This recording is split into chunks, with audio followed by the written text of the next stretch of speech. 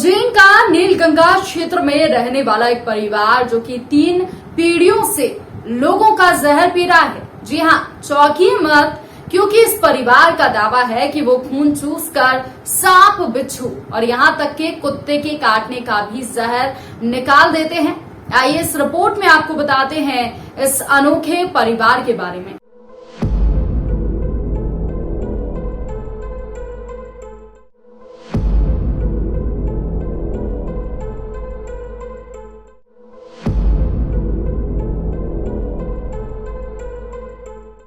आपको जानकर हैरानी होगी कि इलाज का दावा करने से पहले वो काटी गई जगह पर ब्लेड से कट करता है और खून को जहर का नाम देकर चूसता है। खून चूसने वाले विष्णु प्रसाद के घर पर रोजाना जहर निकलवाने आने वालों की भीड़ लगी रहती है। लोग लंबी कतार में खड़े बैठे रहते हैं। विष्णु के मुताबिक 20 साल से वो इसी तरह लोगों का इलाज कर रहा है। उसके पहले पिता ऐसा किया करते थे। विष्णु का दावा है कि जानवर के काटने पर वो अपने मुंह से खून चूसकर निकाल देता है। उसे भगवान का आशीर्वाद प्राप्त है। आपको बता दें कि इलाज से पहले विष्णु ने अपने घर के सामने टीन शेड के नीचे भैरव मंदिर में 20 मिनट तक पूजा की, फिर कंडे जलाकर उसमें तेल और पताशे का भोग लगाया। परिजन की कतार अलग थी और पीड़ितों की अलग। विष्णु ने बताया कि लोगों के इलाज से पहले वो पूजा करता है और इसमें शक्ति आ जाती है। सबसे ज्यादा मरीज कुत्ते के काटने पर आते हैं और फीस 100 रुपए ली जाती है। वहीं इस परिवार की खबर सामने आने के बाद जब हमारी टीम ने डॉक्टर से बात की तो डॉक्टरों ने इसे सिरे से नकार दिया। सिविल हॉस्पिटल के डॉक्टर जितेंद्र शर्मा ने इस दावे को अंधविश्वास बताया। उन्होंने कहा कि चाहे कोई भी जानवर काटे, प्राथमिक तौर पर इलाज करके जो लोग आते हैं तो उनके घाव की कंडीशन गंभीर नहीं होती। इसके लिए सिर्फ आपको साफ पानी से घाव को धोना है, घाव को ओपन रखें, एंटीसेप्टिक क्रीम लगाना है और ब्लेड से काटना बिल्कुल गलत है। भाई साहब कहाँ से आए हैं? हम सीहोर से आए हैं। कुत्ते ने काट खाया था शुक्रवार के दिन, तो घर वालों ने बोला कि वहाँ जाओ, तो पता कोई मिल नहीं रहा था। तो एक भैया यहाँ पहले आ गए 2-4 बार, तो उनके साथ हम आए, फर्स्ट टाइम ही आए। लेकिन तो फायदा हुआ भैया को? हाँ भाई, उनको अच्छा फ़ायदा हो गया था। खुद पहले से आ रहे हैं वो। क्या आपने पहले सरकारी इंजेक्शन लगवाया? नहीं, सरकारी इंजेक्शन नहीं लगवाया। कहाँ पे काटा था गेहूँ आप? ये सीहोर में काटा था, मोहल्ले में। कितने दिन पहले काटा? ये शुक्रवार के दिन की बात है। क्या नाम है आपका? सेलू पाल।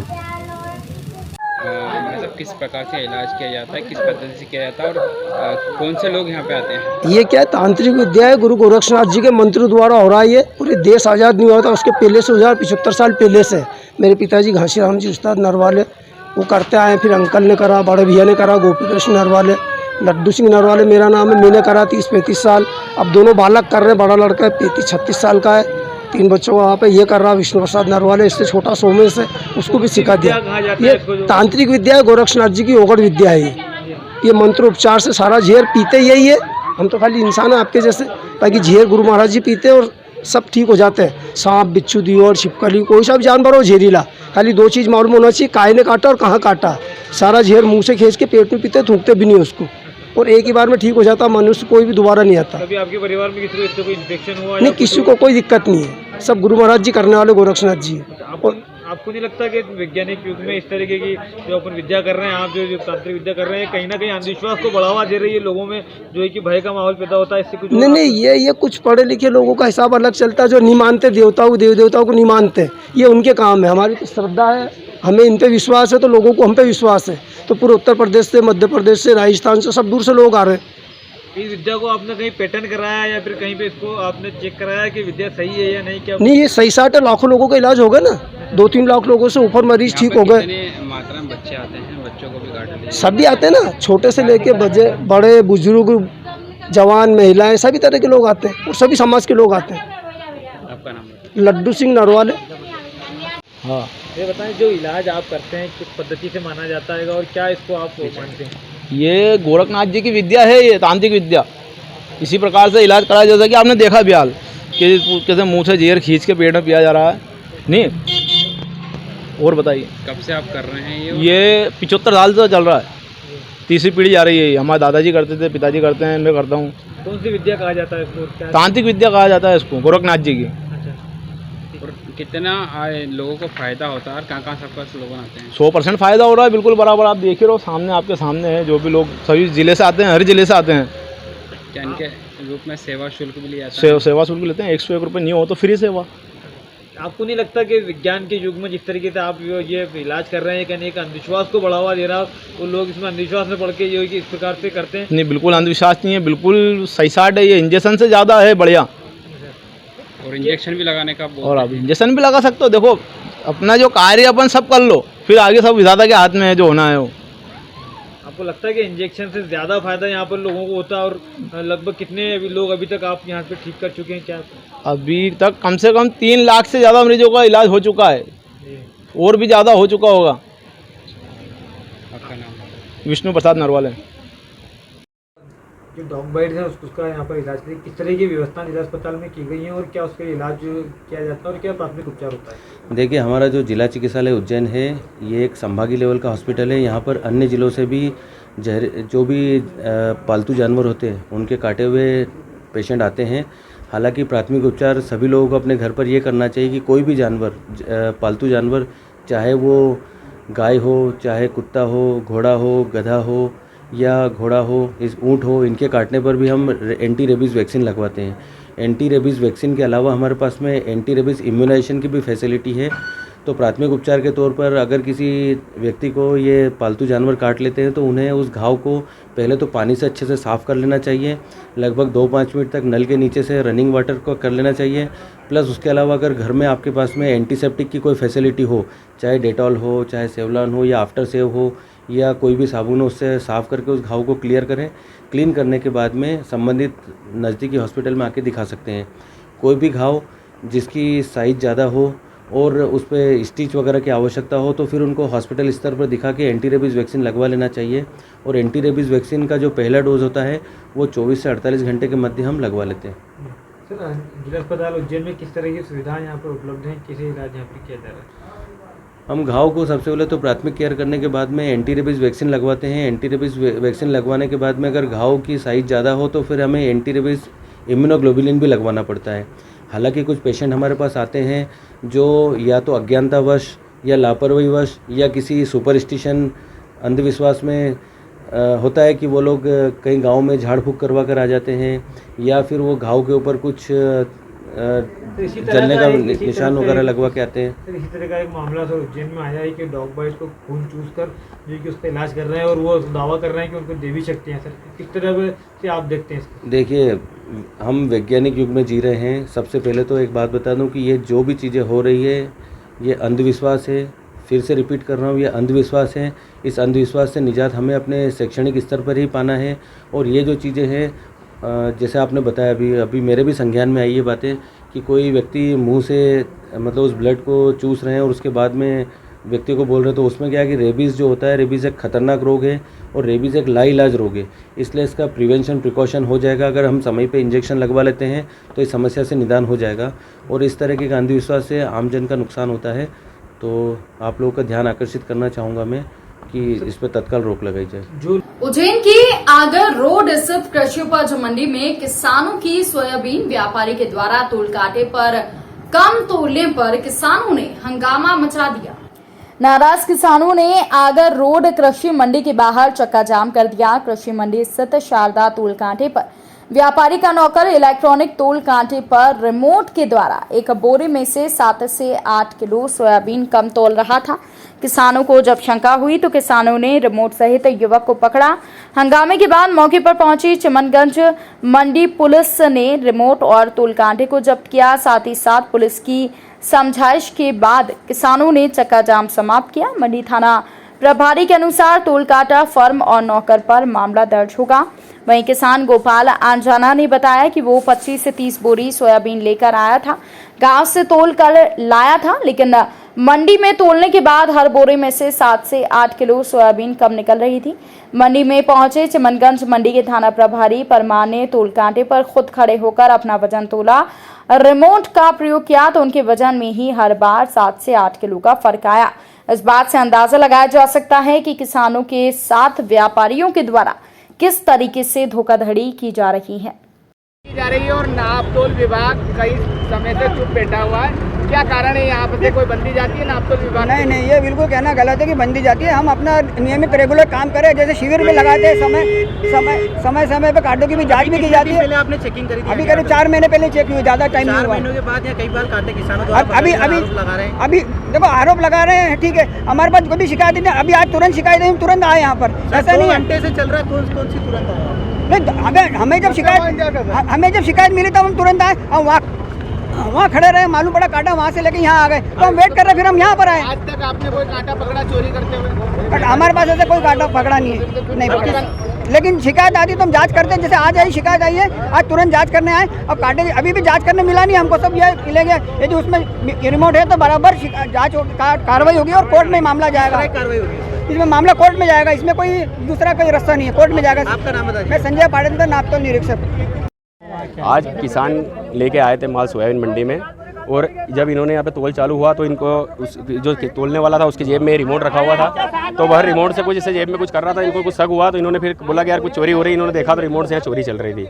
एक मतलब 90 किलो पे 7 किलो की चोरी इस रिमोट से हो रही है यहाँ पर। और यह एक चोरी नहीं, इसके पहले मैंने स्वयं ने कहीं कांटे पकड़े हैं आपके सामने, आपको भी हमने बुलाया था और मंडी सचिव मीडिया को सबको हमने अवगत कराया था इस चीज़ से। लेकिन यह जो चोरी की प्रक्रिया लगातार चल रही है और अभी भी कहीं कांटों पे चोरी चल रही है। मेरा शिकायत की कोई मंडी अभी तक कोई मंडी के कर्मचारी कोई आए एक आध, बाकी कोई कर्मचारी नहीं आया है यहाँ पर। और इस प्रकार की कहीं पर ऐसी वारदात होती है चोरी की तो यहीं के नहीं इसको एक लाइसेंस के नाम से कहते थे कि इसका लाइसेंस निरस्त कर देंगे, बाकी और कोई कार्रवाई नहीं होती। मेरा एक निवेदन यह है सरकार से और प्रशासन के माननीय कलेक्टर महोदय से कि नापतोल विभाग जो है, मैं इस मंडी में 5-7 साल से संलग्न यहाँ पर डेली आ रहा हूँ, आज तक नापतोल विभाग ने एक भी कांटा चोरी का नहीं पकड़ा है, जबकि मैं हर साल में 2-4 कांटे चोरी के मैं स्वयं पकड़ लेता हूँ जो किसानों के साथ में इस प्रकार की चोरी हो रही है। तो नापतोल विभाग क्या कर रहा है? मेरा आज कलेक्टर महोदय से निवेदन है कि 24 घंटे के अंदर जितने भी नापतोल विभाग के अधिकारी है नीचे से ऊपर सबको सस्पेंड करें, नहीं तो मैं कल ये पूरी मंडी जाम करके पूरी मंडी बंद करूँगा। जब तक मंडी नहीं खुलेगी जब तक ये सब सस्पेंड नहीं होंगे। आपका नाम? अशोक जाट, किसान सेवक। मंडी परिसर में एक व्यापारी के द्वारा अपने इलेक्ट्रॉनिक तोल कांटे में कोई चिप लगा के रिमोट कंट्रोल के द्वारा वजन को कम तोला जा रहा था। ये बात किसान के द्वारा पकड़ी गई, उसके द्वारा आपत्ति ली गई और मंडी पर के द्वारा इसका निराकरण नहीं किया जा सका तो उनके द्वारा आंशिक रूप से चक्का जाम किया गया था, जो पुलिस के द्वारा समझाई देने पर वैधानिक कार्रवाई का आश्वासन दिया गया, जिसके फलस्वरूप उनके द्वारा चक्का जाम खोला गया है। किसान की रिपोर्ट पर वैधानिक कार्रवाई आरोपी व्यापारी खिलाफ की जाएगी। सर, आपके द्वारा एक डेमो भी दिखाया गया जिसमें वजन भी वो पब्लिक के सामने मैंने खुद ने उसका वजन चेक किया था, तो मेरा वजन भी लगभग 7 से 8 किलो उसमें बढ़ा हुआ आ जाता था, जो वापस मूल वजन भी आ जाता था। तो उससे रिमोट कंट्रोल का उसमें कोई ना कोई कनेक्शन अवश्य है, जो FSL जांच के द्वारा पुष्टि हो जाएगी उसकी। उज्जैन IPS अधिकारी विनोद कुमार मीणा की टीम और थाना प्रभारी नीलगंगा तरुण कुरील की टीम ने संयुक्त कार्यवाही करते हुए 16,32,000 नगद के साथ 3 मोबाइल के साथ एक आरोपी IPL का सट्टा करते हुए गिरफ्तार करने में सफलता हासिल की। 15 दिन के अंदर उज्जैन पुलिस ने ये बड़ी सफलता हासिल की है। अभी तक लगभग 15 IPL सट्टाधारी को सट्टा खिलाते हुए गिरफ्तार करने में उज्जैन पुलिस ने सफलता हासिल की है। टीम में मुख्य रूप से थाना प्रभारी नीलगंगा तरुण कुरील, साइबर टीम से सब इंस्पेक्टर संजय यादव, जितेंद्र सिंह सोलंकी, प्रधान आरक्षक राहुल सिंह कुशवाहा, आरक्षक अंकित चौहान, कपिल राठौर, सचिन जाट, अमरनाथ इस कार्यवाही में मौजूद थे। उज्जैन पुलिस को लगातार सफलता मिलती चली जा रही है। आपके नेतृत्व में टीम कार्य कर रही है, IPL के सट्टे को लेकर सफलता की ओर अग्रसर है। क्या अभी भी 16,32,000 का सट्टा नगद के साथ आरोपी गिरफ्तार है? क्या है पूरा मामला? देखिए, उज्जैन जिले में SP सर ने अभियान चलाया अवैध IPL सट्टे के खिलाफ, तो उसी के तहत हमें एक सूचना मिली थी कि हाटकेश्वर कॉलोनी थाना नीलगंगा क्षेत्र के अंतर्गत एक व्यक्ति है जो अवैध सट्टे का संचालन कर रहा है। तो सूचना को हमने वेरीफाई किया और वेरिफिकेशन के बाद जब हमने इनके निवास पे रेड डाली तो वहाँ से हमने नकदी के रूप में 16,32,000 रुपये जब्त हमने किए। एक कार हमने जब्त की जिसमें प्राय इस अवैध सट्टे का संचालन किया करता था। इसके अलावा हमें 3 मोबाइल, एक कैलकुलेटर और काफ़ी सारी नोटबुक मिली जिसमें अवैध सट्टे के लेखा जोखा जो भी होता है एविडेंस के तौर पर सब कुछ हमको इसके अंदर से मिला। उज्जैन के महाकाल थाना क्षेत्र के हरी फाटक ब्रिज पर एक स्विफ्ट डिजायर के चालक ने अपना वाहन तेज और लापरवाही पूर्वक चलाते हुए 4 लोगों को रौंद दिया।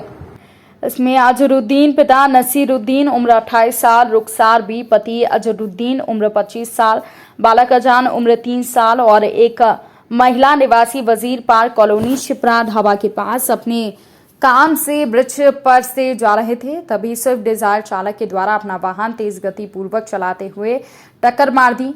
इससे लोगों को गंभीर चोटें आई हैं, जिन्हें इलाज के लिए जिला चिकित्सालय में भर्ती कराया गया है। वहीं पुलिस ने वाहन को जब्त कर महाकाल थाना परिसर में रखा है। आरोपी के खिलाफ उचित कार्यवाही की जा रही है। वहीं सभी घायलों का उपचार जारी है।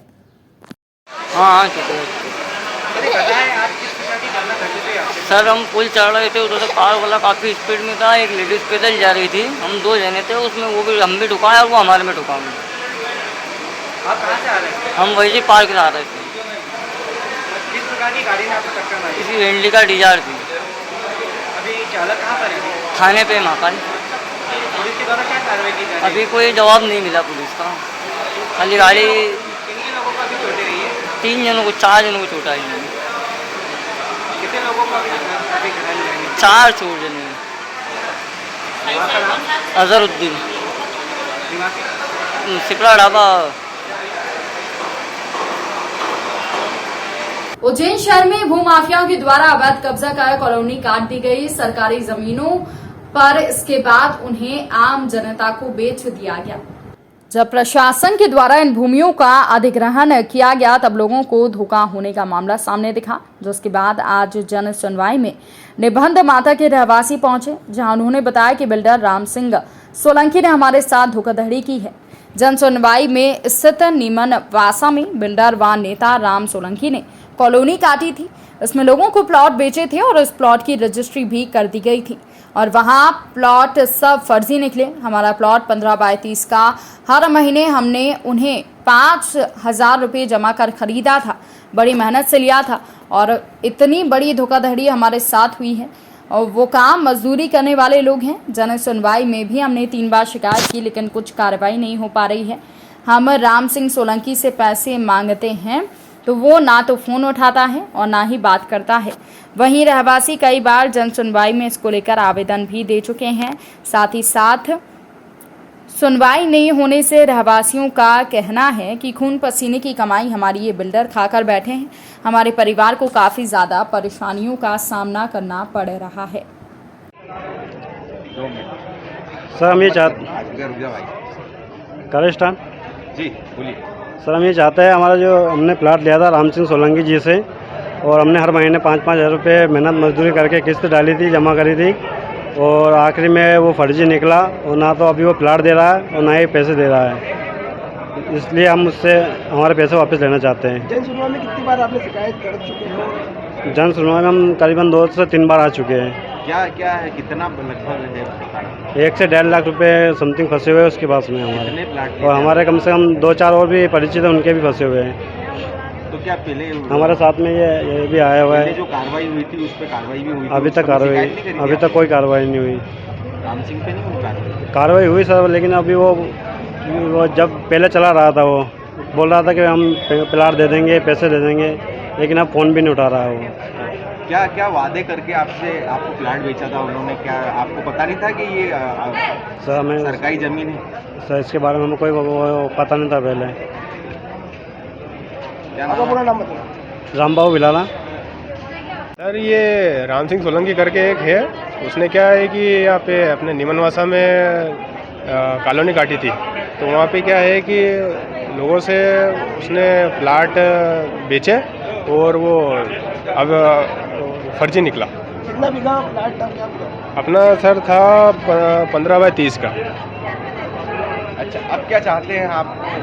अब मैं चाहते हैं कि सर अपना पैसा वापस मिल जाए, यही चाहते हैं। क्योंकि वो कितने प्लाट ले रखे थे आपने? मेरा तो एक ही प्लाट था, बाकी लोगों ने भी ले रखे थे, बहुत सौ ने।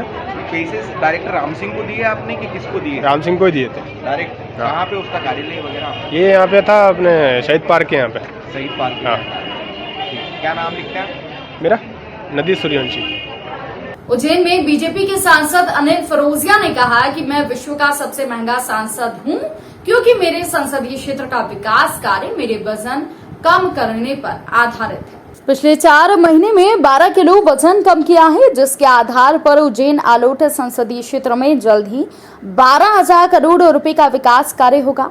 उन्होंने याद दिलाया कि बीते साल 24 फरवरी 2022 को 5,722 करोड़ की लागत से उज्जैन झालावाड़ रोड के 534 किलोमीटर लंबी 11 सड़क परियोजना के लोकार्पण के दौरान केंद्रीय परिवहन राज्य मंत्री नितिन गडकरी ने मंच से कहा था कि उज्जैन आलोट क्षेत्र के सांसद अनिल फिरोजिया के वजन पर इस शहर का विकास आधारित है। दरअसल केंद्रीय परिवहन मंत्री नितिन गडकरी ने कहा था कि केंद्र व राज्य सरकार तो उज्जैन के चहुमुखी विकास के लिए प्रयास कर रही है, लेकिन सांसद अनिल फिरोजिया जितना वजन कम करेंगे, मैं प्रति किलो वजन पर 1,000 करोड़ के विकास कार्य इनके संसदीय क्षेत्र में करवाऊंगा। केंद्रीय मंत्री गडकरी की घोषणा के बाद सांसद अनिल फिरोजिया ने 4 महीने में 12 किलो वजन कम कर इसकी जानकारी से केंद्रीय मंत्री गडकरी को अवगत कराया। साथ ही 12,000 करोड़ के विकास कार्य संसदीय क्षेत्र में करवाने का निवेदन किया है। सांसद फिरोजिया ने कहा कि पीएम मोदी और गडकरी कहते हैं उसे जरूर पूरा करते हैं, इसलिए मैंने विकास कार्यों के लिए धनराशि की मांग की है। आपको बता दें कि 4 महीने में 12 किलो वजन कम करने वाले सांसद अनिल फिरोजिया ने बताया कि केंद्रीय मंत्री नितिन गडकरी की नसीहत को मानते हुए मैंने फरवरी महीने से ही अपनी डाइट पर कंट्रोल किया। फिलहाल मैं सुबह मॉर्निंग वॉक और योग व व्यायाम कर रहा हूं और इसी के साथ डाइट फॉलो कर रहा हूं। शाम को स्विमिंग करने भी मैं जा रहा हूं। इसका परिणाम है कि मैंने इतने कम समय में 12 किलो वजन कम किया है। मैं विश्व का सबसे महंगा सांसद हूं क्योंकि माननीय श्रीमान गडकरी जी ने मंच से कहा था कि अनिल तुम अगर 1 किलो वजन कम करोगे तो मैं विकास के लिए तुम्हें 1,000 करोड़ रुपए दूंगा। जो गडकरी जी कहते हैं, मोदी जी कहते हैं, वो करते हैं। तो मैंने वही जिद करके अभी लगभग 12 किलो वज़न कम करा है।